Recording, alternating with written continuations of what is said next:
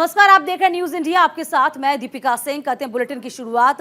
देश भर में आज मनाई जा रही है ईद। जी हां, महीने भर की इबादत के बाद अब मीठी ईद आज मनाई जाएगी। सुबह से ही लोगों में ईद को लेकर काफी रौनक दिखाई दे रही है, खुशियां दिखाई दे रही हैं। देश भर के मस्जिदों में आज ईद की नमाज अदा की जाएगी। अमन और भाईचारे का प्रतीक होता है ईद। रमजान महीने के आखिर दिन मीठी ईद मनाई जाती है। तो आपको बता दें कि आज सुबह से देखिए तस्वीरें भी लगभग सामने आती जा रही, कैसे जो नमाज देने के लिए तमाम नमाजी हैं वो इकट्ठा हो गए हैं मस्जिदों में। वजू करने के बाद नमाज के लिए तैयारी कर ली गई है। देश के अलग अलग हिस्सों की हम तस्वीरें आप तक दिखाएंगे।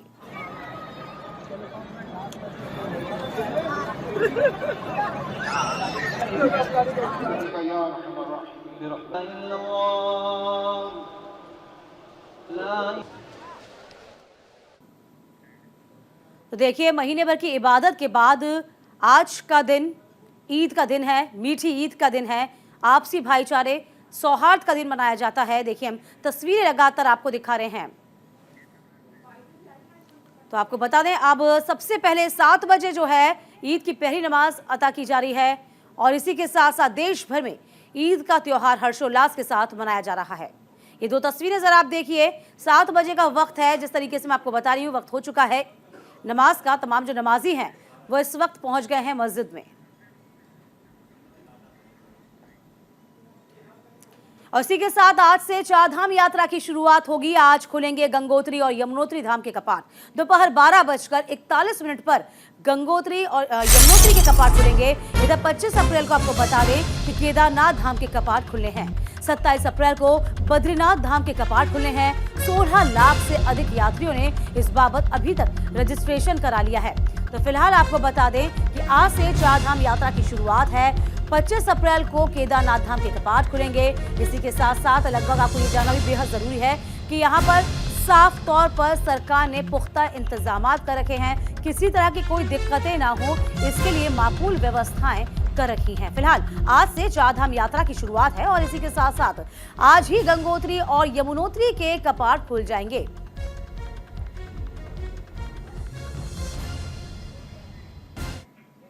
तो चारधाम यात्रा की शुरुआत आज से हो जाएगी। उत्तराखंड में आज से ही चारधाम यात्रा की शुरुआत होने जा रही है। दोपहर 12:41 पर आपको बता दें कि यमुनोत्री के कपाट खुलेंगे। इधर गंगोत्री मंदिर को 21 क्विंटल फूलों से सजा दिया गया है।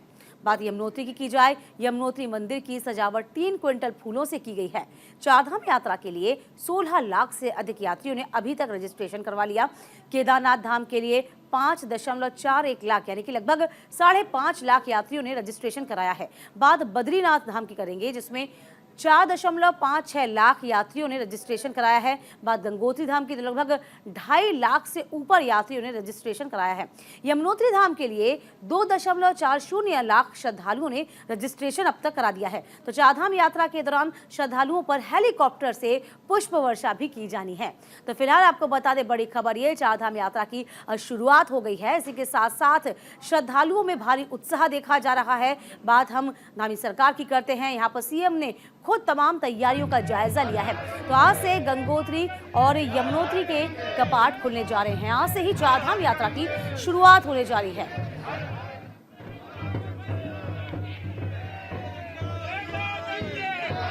तो लोगों में भारी उत्साह है चारधाम यात्रा को लेकर।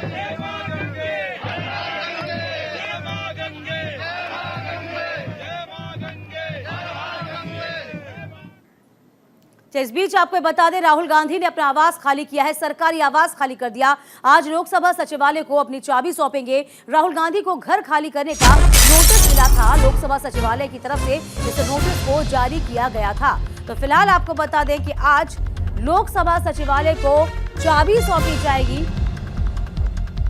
राहुल गांधी आज पूरी तरीके से अपना घर खाली कर देंगे, चूंकि इस बाबत नोटिस उनको मिला था। उनका पूरा सामान जो है उनके मां के घर, सोनिया गांधी के घर चला गया था।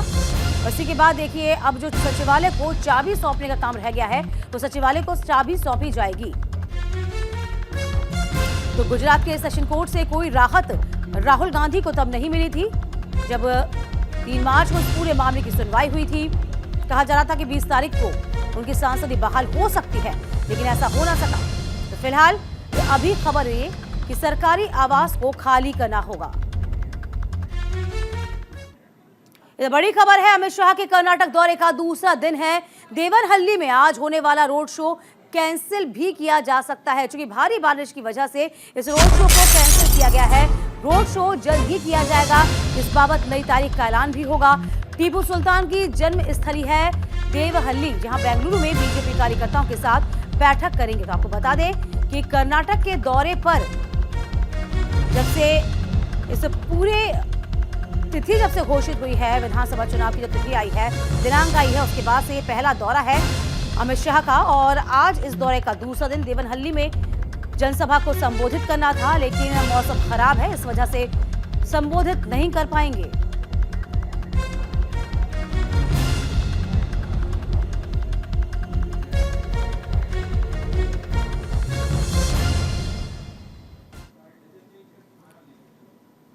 तो अमित शाह का मिशन कर्नाटक है। जी हां, अमित शाह के 2 दिन के दौरे का आज आखिरी दिन है। इधर चुनावी घोषणा के बाद पहली बार कर्नाटक के दौरे पर है अमित शाह। बारिश की वजह से देवनहल्ली में रोड शो को टाल दिया गया है।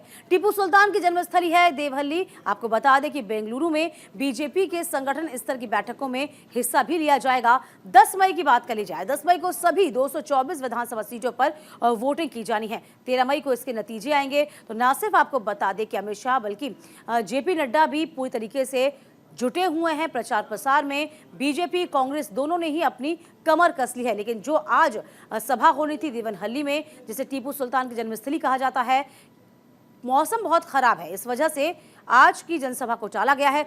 अगली तारीख की घोषणा जल्द ही की जाएगी। तो फिलहाल अमित शाह का मिशन कर्नाटक का दौरा काफी महत्वपूर्ण है। इसी बीच जम्मू कश्मीर के पूर्व राज्यपाल सत्यपाल मलिक को सीबीआई का समन जारी हुआ है। बीमा घोटाले मामले में पूछताछ के लिए समन जारी किया गया। 27 और 28 अप्रैल को सीबीआई ने पेश होने के लिए कहा है। दिल्ली में अकबर रोड गेस्ट हाउस में ये पूछताछ की जानी है। 7 महीने में सीबीआई दूसरी बार सत्यपाल मलिक से पूछताछ करेगी।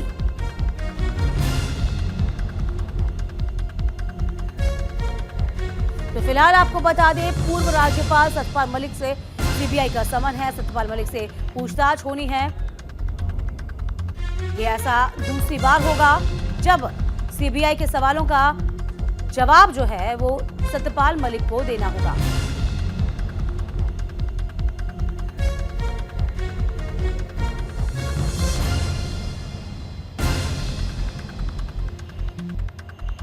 तो बड़ी खबर आपको बता रहे हैं, पूर्व राज्यपाल सत्यपाल मलिक को एक बार फिर से बीमा घोटाले के मामले में सीबीआई के सवालों का सामना करना है। समन जारी कर दिया गया है। बीमा घोटाले का पूरा मामला पूछताछ के लिए ये समन जारी किया गया।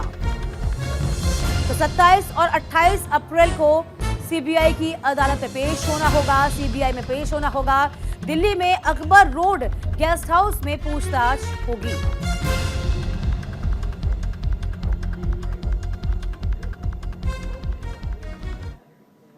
चलिए ग्राफिक के जरिए जरा समझिए सत्यपाल मलिक को सीबीआई का समन किस तरीके से जारी हुआ। तो बिहार, जम्मू कश्मीर, गोवा, मेघालय के गवर्नर रह चुके हैं सत्यपाल मलिक। कुछ समय पहले दावा किया गया था कि जम्मू कश्मीर के गवर्नर रहते रिश्वत की पेशकश की गई थी। जी हां, 2 फाइलों को मंजूरी देने के लिए 300 करोड़ के रिश्वत की पेशकश हुई थी। 23 अगस्त 2018 से 30 अक्टूबर 2019 के बीच जम्मू कश्मीर के वे गवर्नर थे। सीबीआई ने हेल्थ बीमा स्कीम से जुड़े केस में एफआईआर दर्ज की है। इधर रिलायंस जनरल इंश्योरेंस और ट्रिनिटी री इंश्योरेंस ब्रोकर्स लिमिटेड को मुजरिम बनाया गया है। तो फिलहाल इस पूरे मामले को लेकर एक बार फिर से सवालों के घेरे में आ सकते हैं और इसी के साथ साथ सीबीआई के सवालों का जवाब भी सत्यपाल मलिक को देना होगा।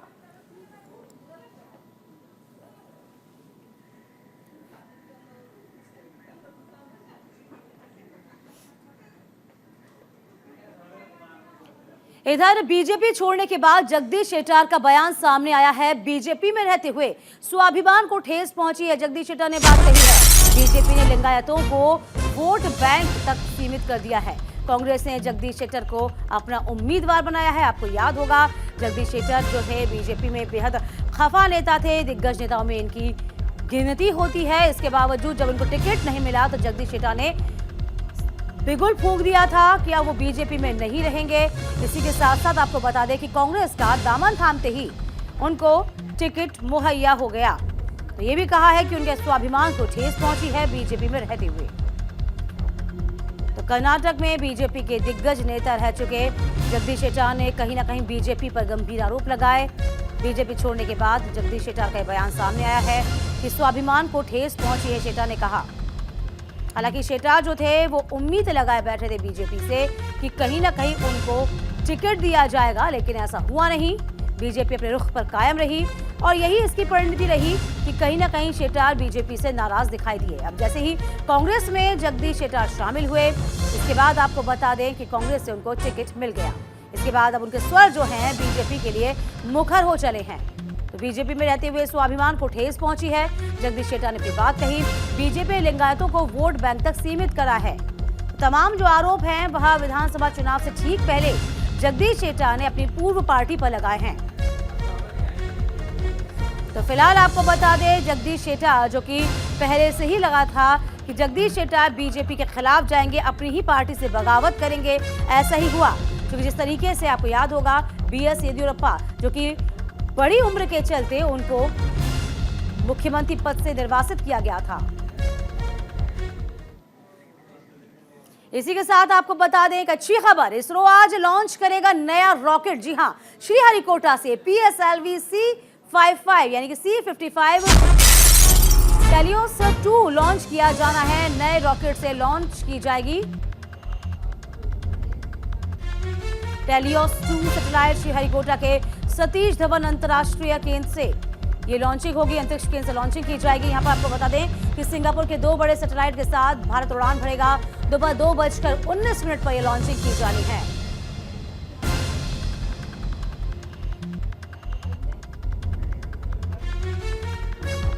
तो फिलहाल इसरो आज अपना नया रॉकेट लॉन्च करने जा रहा है, जिसकी तैयारियां पूरी कर ली गई हैं। हम माहौल भी आपको दिखा रहे हैं, वो रॉकेट भी आपको दिखा रहे हैं जो लगभग 2 बजे आज लॉन्च होना है।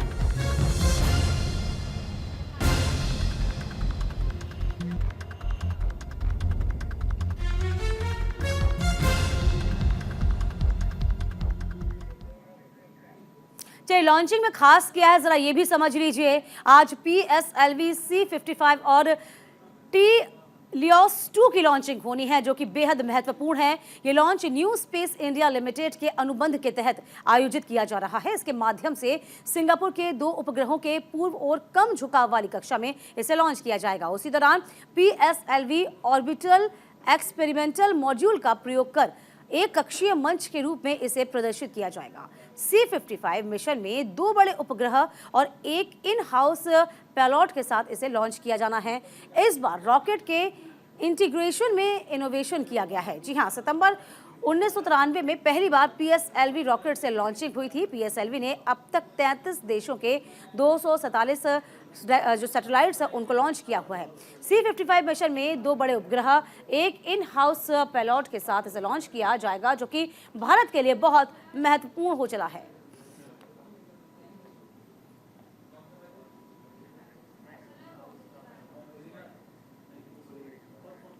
इधर कर्नाटक चुनाव को लेकर बड़ी खबर है। BRS ने JDS को समर्थन देने का ऐलान कर दिया है। जी हां, चुनाव में कुमारस्वामी का समर्थन करेंगे केसीआर ने JDS को अपना मित्र पार्टी बता दिया है।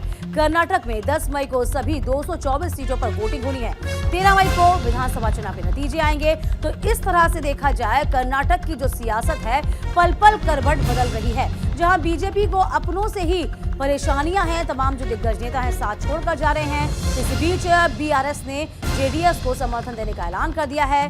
कर्नाटक में आपको बता दें कि जो सियासत है वो लगातार करवट बदलती नजर आ रही है।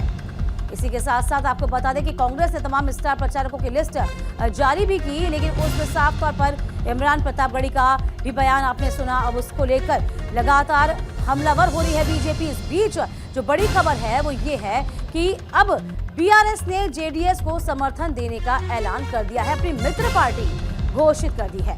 तो कर्नाटक में 10 मई को 224 सीटों पर वोटिंग होनी है और इसी को लेकर लगातार तमाम पार्टियां जो हैं अपना पाला भी बदल रही हैं, तमाम नेता अपना पाला भी बदल रहे हैं और एक दूसरे को समर्थन देने का लगातार ऐलान किया जा रहा है।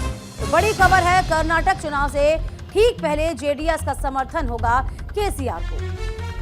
तो कर्नाटक तेलंगाना में चुनाव और इसी के साथ साथ कर्नाटक जो है अब अलग ही राजनीति के मूड में है। इधर छत्तीसगढ़ में आज से माता कौशल्या महोत्सव मनाया जाएगा। सीएम भूपेश बघेल करेंगे इस महोत्सव का उद्घाटन, जिसमें 22 से 24 अप्रैल तक आपको बता दें कि चंदखुरी में मेले का आयोजन किया जाएगा। पर्यटन कैफे का भी उद्घाटन किया जाएगा, रिजर्व कैफे का भी उद्घाटन करेंगे। आखिरकार माता कौशल्या महोत्सव की शुभारंभ होगा, जिसमें माता कौशल्या महोत्सव में मुख्यमंत्री भूपेश बघेल शामिल होंगे। इसका उद्घाटन किया जाएगा। काफी महत्वपूर्ण ये मेला हो जाता है, क्योंकि जिस तरीके से आदिवासी जनजातियों से ये संबंध रखता है और छत्तीसगढ़ में इस मेले की बहुत महिमा है।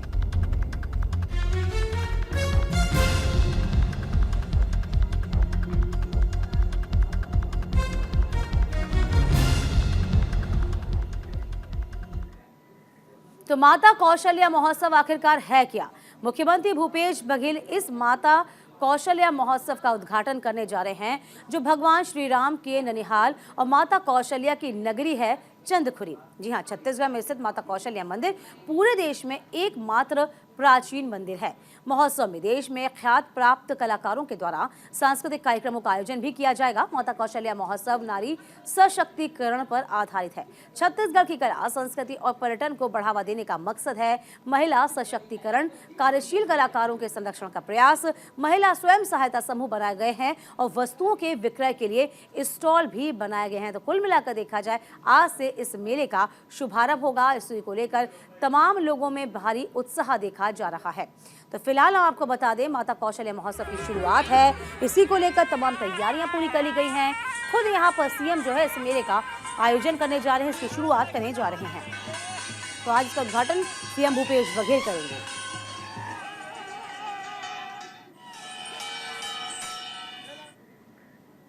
इधर आज से वाराणसी में पुष्कर मेले का आगाज होने जा रहा है। 12 साल बाद वाराणसी में पुष्कर मेले का आयोजन होगा। आज से 3 मई तक ये पुष्कर मेला चलेगा। लाखों श्रद्धालुओं के आने का इसमें अनुमान है। मेले को लेकर सुरक्षा के कड़े इंतजाम किए गए हैं। तो 12 साल बाद वाराणसी में पुष्कर मेले का आयोजन किया जाएगा। आज से 3 मई तक इस पुष्कर मेले का आयोजन होगा। तो मेले में लाखों श्रद्धालुओं के आने का अनुमान भी लगाया गया है।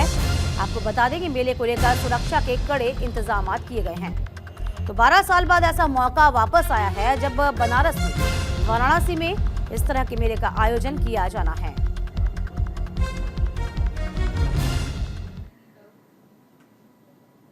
तो वाराणसी के पुष्कर मेले में मेला आयोजित होगा, जहां पर आज से 3 मई तक वाराणसी में पुष्कर मेला लगेगा, जिसमें मेले में गंगा स्नान और पिंडदान का खासा महत्व होता है।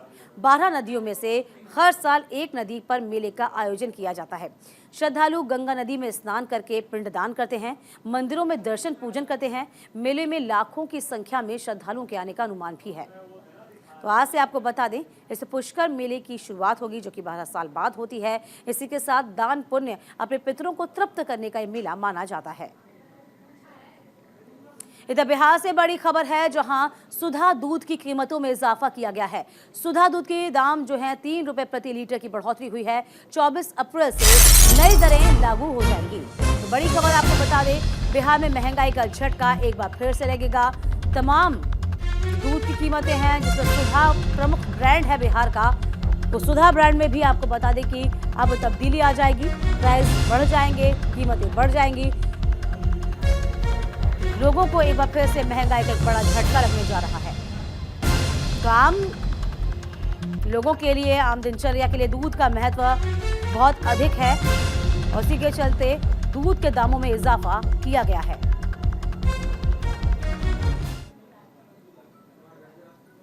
तो बिहार में महंगाई का झटका लगा है। सुधा दूध के दाम में 3 रुपए प्रति लीटर की बढ़ोतरी हुई है। 24 अप्रैल से लागू होंगे। आपको बता दें, दूध के नए दाम। सुधा गोल्ड 59 रुपए से बढ़कर 62 रुपए प्रति लीटर मिलेगा। इधर सुधा शक्ति की बात करी जाए, 51 रुपए से बढ़कर 54 रुपए प्रति लीटर में मिलेगा। सुधा दूध के दाम बढ़ने से आम लोगों को महंगाई की मार झेलनी होगी। इसके पहले आपको बता दें, सुधा दूध की कीमत में अक्टूबर 2022 में भी इसकी बढ़ोतरी की गई थी। इधर दिल्ली में तेजी से कोरोना का संक्रमण गहरा रहा है। बीते 24 घंटे में कोरोना के 1527 नए मामले सामने आ गए। बीते 24 घंटे में कोरोना से 2 लोगों की मौत की भी खबर है। एक्टिव केसेस की संख्या 6000 के पार पहुंच गई है। बीते 10 दिनों में 35 से ज्यादा लोगों की मौत हो गई है। देश में 60,000 के पार पहुंच गया है पूरा जो आंकड़ा है। लगातार जो संख्या है वो बढ़ती जा रही है। तो दिल्ली में बेकाबू हो रहा है कोरोना। 21 अप्रैल को कोरोना के 1527 मामले आए थे, जिसमें 2 की मौत की खबर थी। बात 20 अप्रैल की जाए, कोरोना के 1603 मामले आए, 3 की मौत की खबर थी। 19 अप्रैल की बात की जाए, कोरोना के 1757 मामले आए, 6 की मौत हुई। 18 अप्रैल को कोरोना के 1767 मामले आए थे, जिसमें 6 की मौत की पुष्टि हुई थी। 17 अप्रैल की बात की जाए, कोरोना के 1537 मामले सामने आए, 5 की मौत हुई। 16 अप्रैल को कोरोना के 1017 मामले सामने आए, 4 की मौत हुई। 15 अप्रैल को कोरोना के 1634 मामले आए, 3 की मौत हुई है। 14 अप्रैल को कोरोना के 1017 मामले सामने आए, 4 की मौत हुई। 13 अप्रैल को कोरोना के 1527 मामले आए, जिसमें 2 की मौत हुई है। तो फिलहाल कोरोना का जो आंकड़ा है लगातार बढ़ता जा रहा है। कोरोना पैर पसार रहा है। मोदी सरनेम के आपराधिक मानहानि में सजा के बाद लोकसभा की सदस्यता से राहुल गांधी को अयोग्य घोषित किया गया था। वहीं उन्होंने अब सरकारी आवास खाली कर दिया है। आज वो लोकसभा सचिवालय को अपने घर की चाबी सौंप देंगे।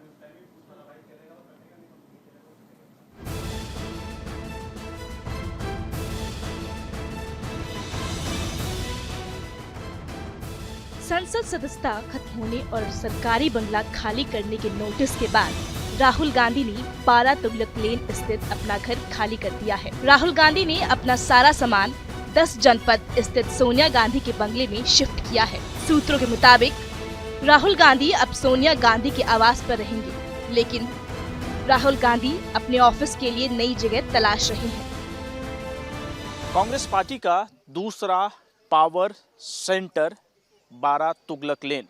2004 में जब राहुल गांधी अमेठी से चुनाव लड़े थे तो ये टाइप 8 श्रेणी का बंगला 12 तुगलक लेन राहुल गांधी को आवंटित किया गया था।